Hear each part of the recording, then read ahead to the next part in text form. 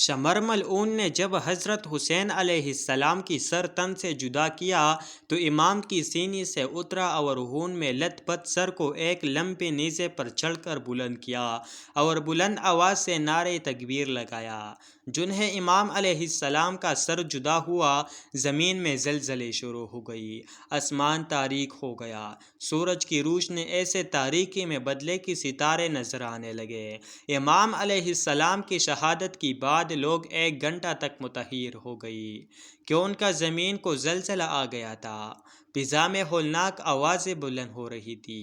سورج کو گرہن لگ گیا، ہوا تاریک ہو گئی، ستارے ظاہر ہو چکے تھی، اس کی ساتھ ساتھ آسمان سے خون برسا،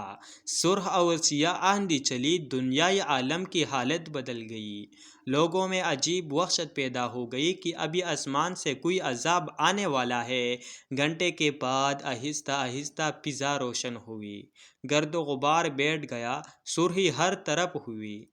زمین کا زلزلہ رک گیا، لوگوں کی حالت معمول کے مطابق ہونے لگے تو ملائین نے پھر سے سرکشی شروع کر دی اور امام مظلوم کی لاش پر ہجوم کر کے حضرت کی لباس تن کو لوٹ لیا۔ اور ملعون بہدل بن سلیم نے انگوٹھی اتارنے کے لیے امام کی انگلی بھی کاٹ ڈالی۔ حضرت امام حسین علیہ السلام کی سر مطہر کی دفن کے مقام میں اختلاف ہے۔ بعض کہتے ہیں کہ یزید نے چند دنوں تک اپنی دروازے اور دربار میں لٹکائی رکھا اور پھر اسی خزانے میں رکھ دیا گیا اور یہ سر بنی امیہ کے خزانے میں تھا، حتیٰ کہ سلمان بن عبد الملک نے وہ سر مانگا تو سر مطہر لایا گیا۔ سر ابھی تک معطر اور منور تھا، اس کے حکم سے ایک صندوق بنایا گیا اور سر مقدس کو اس میں رکھ کر خوشبودار عطر لگایا گیا، کفن دیا گیا اور نماز پڑھی گئی اور مسلمانوں کی قبرستان میں دفن کر دیا گیا۔ عمر بن عبدالعزیز نے اس سر مطہر کا حال پوچھا تو بتایا گیا کہ اسے مسلمانوں کی قبرستان میں دفن کر دیا ہے۔ اس نے حکم دیا کہ قبر کھودی جائے، پھر سر کو باہر نکالا گیا اور کربلا بھیجا گیا اور وہاں دفن کر دیا گیا۔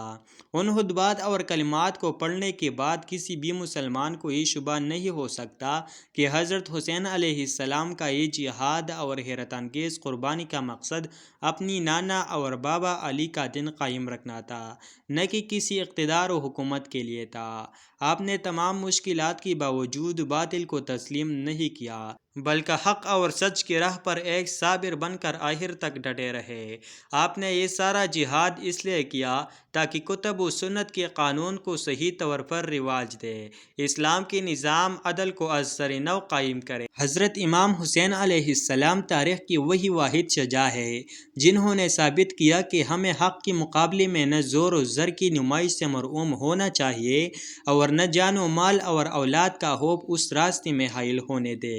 اس لیے ہر مصیبت و مشقت میں ہر وقت اللہ تعالیٰ کو یاد رکھے، اسی پر ہر حال میں توکل و اعتماد ہو اور بڑی سے بڑی مصیبت میں بھی اس کی شکر گزار بندے ثابت ہو۔ ہر ابتدا سے پہلے ہر انتہا کی بعد ذات نبی بلند ہے، ذات خدا کی بعد دنیا میں احترام کے قابل ہے جتنے لوگ، میں سب کو مانتا ہوں مگر مصطفیٰ کی بعد قتل حسین اصل میں مرگ یزید ہے، اسلام زندہ ہوتا ہے ہر کربلا کے بعد۔